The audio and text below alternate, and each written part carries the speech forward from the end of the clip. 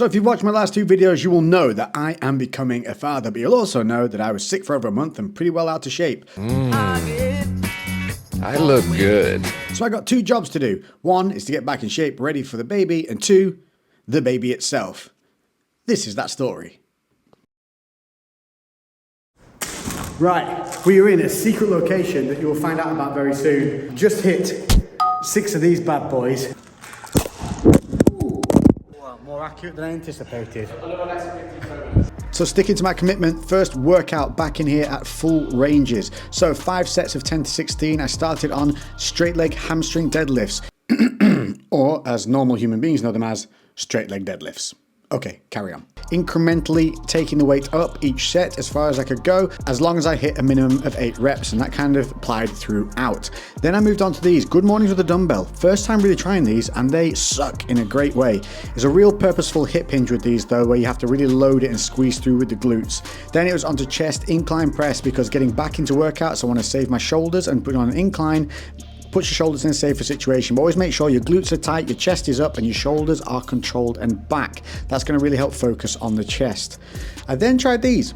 Close grip plate presses. Haven't done these in a while. They're a little bit awkward. They're a little bit time consuming, but I do feel that they really did maintain a really good pump as long as you squeeze against that plate throughout every single rep.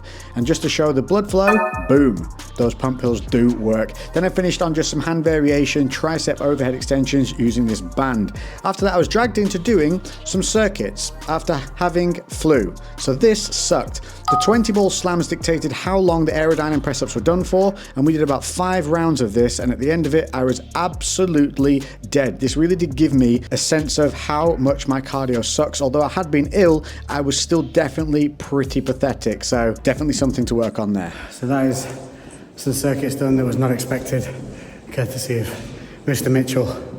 He's constantly naked here. It's just one thing we will have to put up with. Every day. What a great idea, circuits, when my lung capacity is about 13%. Lung capacity 13%. Let's do some high, no rest. Have you got insurance? So I feel like I'm the most stressed out of all this, and I'm not doing really anything.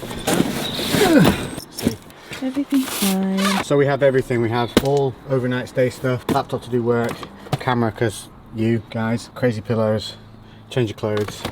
Slim chance I might be allowed to go to the gym. Maybe? Yeah. Maybe. And now I'm covered in...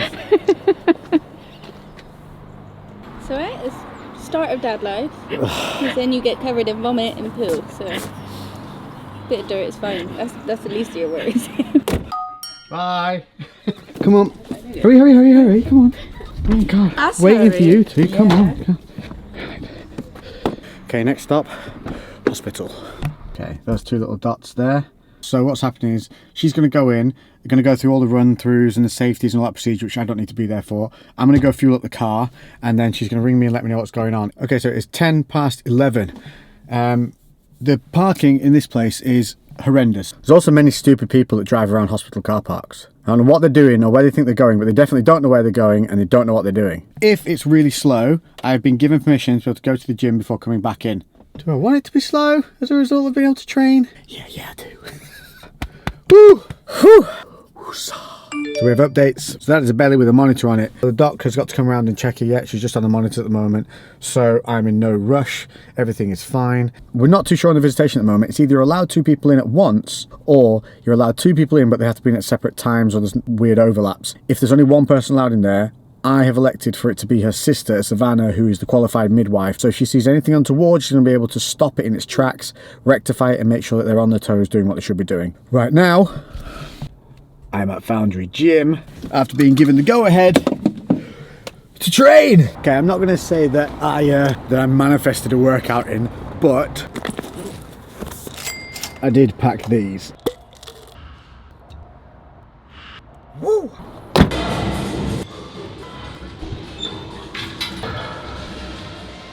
Can you believe that I got away with getting another session in on the day that we went into the hospital? Hugely appreciative of the missus allowing me to do this though, because this really helped settle me and just flatlined any of those nerves. It helped really crystallize that mentality that I needed for the day to focus, and just my energy levels were massively improved as a result, which probably helped with the foreboding days of no sleep.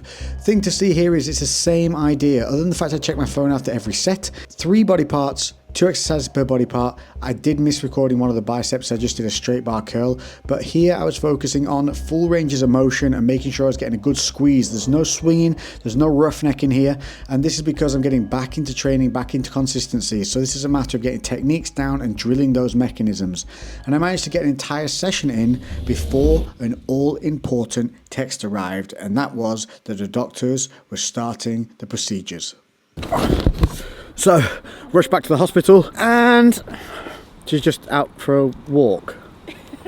So apparently what happens is when they start these things, they don't go very quickly. This is how you give birth. This is labour.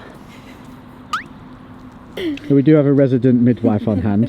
Where are you going? Where are you going? So yeah, basically what we've been told is, oh, why am I getting everything dirty? That's bird poo. Why it was a bad idea. So they've put a gel in, which is supposed to start stimulating contractions. There's a 6-hour window on it, and they won't do anything until 6 hours is up, and then guess what? The next stage is trying it again.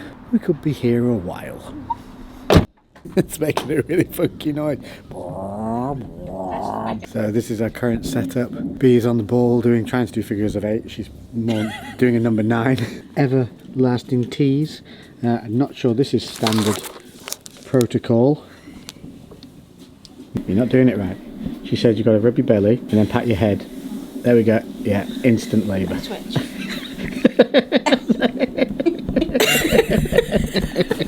Since we've got some time, I'm going to sit here and edit the video you're currently watching. Nothing.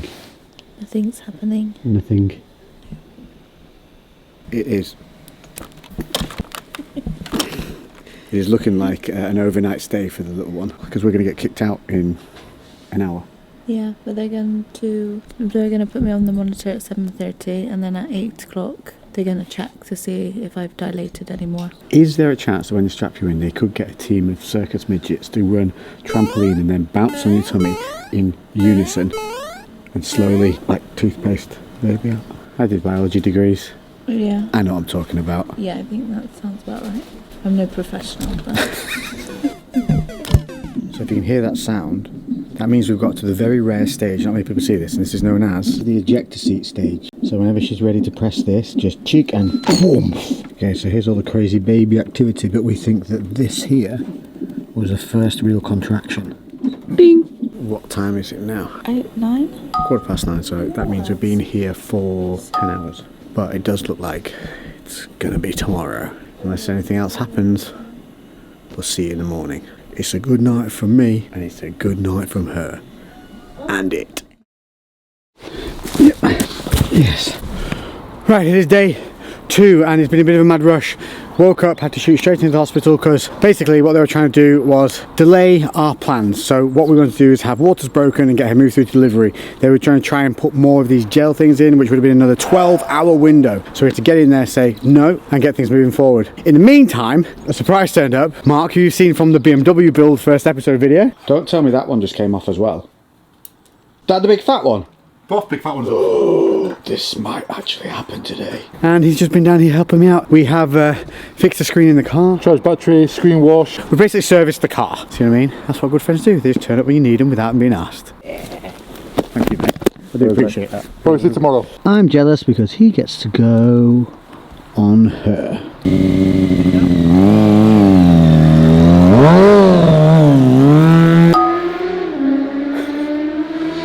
There goes Mark. I will see you now back at the hospital, where hopefully we have moved a little bit further forward.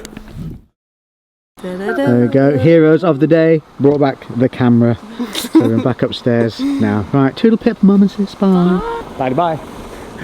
So we've got some big news. We're back at the hospital. The reason is I rushed here, forgot to pack the camera. We are now in the delivery suite. So this is the new part. We have now moved from down to upstairs, and down there are the delivery suites. And this is where we are now going to be until we hit that finish line. We do not move. I don't have to go home. We're just locked and loaded.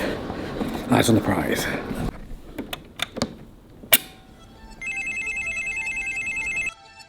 This is our very own little disco room. There's a lady who's just had waters broken, and fresh from her toilet is Savannah.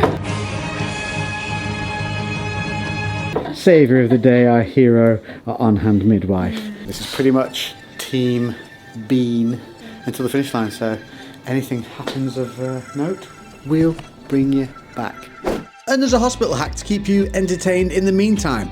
You didn't think you were going to learn anything? Well, let me tell you, just because you're in a hospital doesn't mean you can't stay on track. So here's my man hack for sandwiches. You take one slice of bread off each side of the sandwich, take both filled sides, put the two filled sides together, you've got twice the gains with half the carbs. You're welcome. Another massive invention discovery is, whilst eating, sit yourself on an exercise ball and give it some hip wiggling gusto. You can effectively burn the calories as you eat them.